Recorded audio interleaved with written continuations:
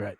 So, it's not a hugely complex system, but it is a hugely complex way of thinking when you think about it has to be rough and tumble. There's no kind of Well, it's you know interesting. I middle mean, ground. when I first started martial arts, I was only interested in learning how to fight, and obviously there's a Mm, lot more to it. But when I became a police officer, I realized there were some flaws in the training that I'd received as far as karate and jiu-jitsu goes, meaning, certain things. And then I realized real quick that in life and death combat, there's no playing games. I mean, you eliminate the threat. And like you said, when I was first a transit cop, we work alone. So yeah, no partner. And mm, you ride in the train, and like there'd be times when I'd be on a subway train in New York City, and there were certain tunnels that you were in the tunnel for 8 minutes.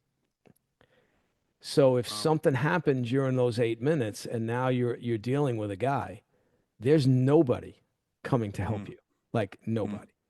So I learned fast that to eliminate the threat quickly. And if there's more than one guy, which there often was more than one mm, guy, like you said, um, the friends would be not be as quick mm, to want to be next.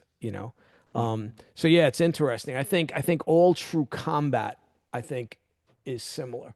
But I think a lot of people have gotten away from that because they never experienced it. And in martial arts, I think when a lot of martial arts people do experience real violence where someone's really trying to kill them, I think a lot of times the first time it's a bit of a shock. mm, I've seen it in police officers where, these guys came from, backgrounds where it wasn't as rough and tumble. mm, And now they're in an environment that's very hostile, the New York City subway system in particular. And now you're dealing with hardened criminals. And usually the first time it's a bit of a shock.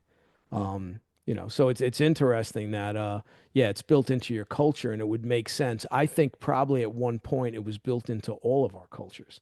Because like you said, it's not just about fighting, it's about hunting, gathering. Can you provide for the family? Can you protect the family from someone trying to harm them? You know, mm, um, I think in modern society, we've lost a little bit of that, especially us men. I think, one of the things my sons, we talk about all the time is